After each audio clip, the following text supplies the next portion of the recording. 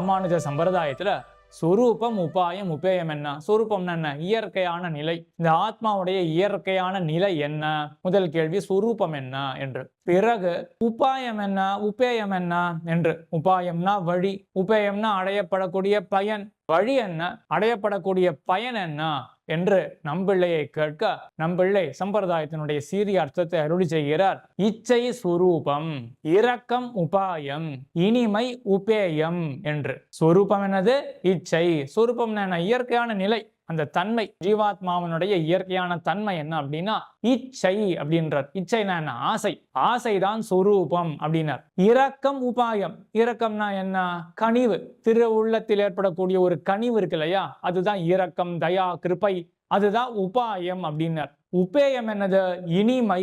போக்கியமா இருக்கு இல்லையா, இந்த போக்கியத்துவம், அதுதான் இனிமை, இனியதாக இருக்கிறது, அதுதான் உபேயம் அப்படின்னார்.